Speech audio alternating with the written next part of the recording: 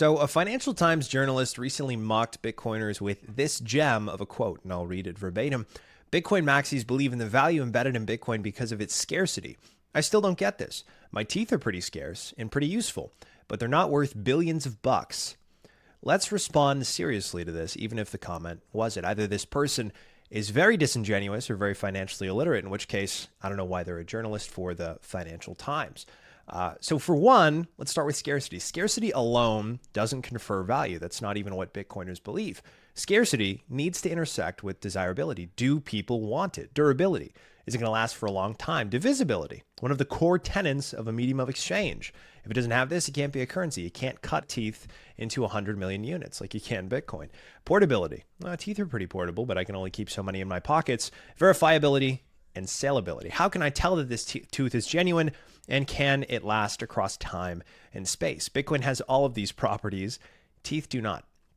Now, to get even more absurd, teeth are biologically scarce to each individual, but globally not even close. 140 million babies are born last year, and every one of those kids will grow 2 full sets over time. That's over 250 million teeth added to the global supply just in 1 year. That is an extremely high supply schedule. Contrast that with Bitcoin, only 900 new coins are created per day.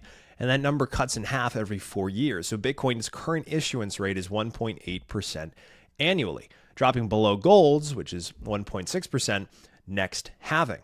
And eventually, no new Bitcoin will be issued at all. It's going to be hard capped at 21 million coins forever. So teeth degrade. Bitcoin doesn't. Teeth are not portable, divisible, or verifiable in any useful economic sense, but Bitcoin is, and that's why it stores value and teeth don't. And there's a second part to her quote. She said, still for the believers, there's no plausible way Bitcoin could crash. Now, that's even less true than the first thing she said. That's a straw man.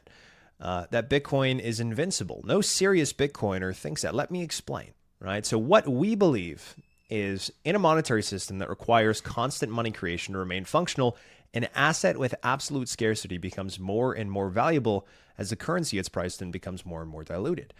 What would it take for Bitcoin to crash? And here's what I mean when I said no serious Bitcoiner thinks that. You'd have to turn off the money printers, but you can't. Global debt is now $324 trillion as of last month. The entire global economy runs on credit issuance, meaning the constant creation of new dollars, euros, yen, and everything else. If you shut that off, if you stopped borrowing, people stopped spending, and you halted money printing as a result, the world economy would collapse overnight. Not just the economy, the world as we know it. Governments couldn't pay interest on their debt, businesses would seize up, unemployment would skyrocket, asset prices would plummet. That's the end of modern civilization as we know it. This is why governments will always print, and that's why Bitcoin is an inevitability. It's a lifeboat on a sinking ship. So the Financial Times might pretend not to understand this, but that's the act. They don't want you to understand it. Because once you do, you stop trusting the system that they profit from and start allocating to Bitcoin instead. So to the Financial Times and their editorial board, whether you're willfully dishonest or genuinely ignorant, have fun staying poor. That's all for today's video. Thank you so much for watching. If you enjoyed, make sure to follow, like, and repost so people can see this. And of course, check out Theia.us. It's the world's best Bitcoin custody solution. And if you own a home sitting on a lot of equity and you don't know what to do with it and you're feeling FOMO into Bitcoin, check out Horizon. It's an easy way to transform dormant home equity into Bitcoin with no additional debt or monthly payments. Check it out at joinhorizon.com or scan the QR code right there and click on the banner at the top of the screen. That's all for today's video. Thank you so much for watching. I'll talk to you soon.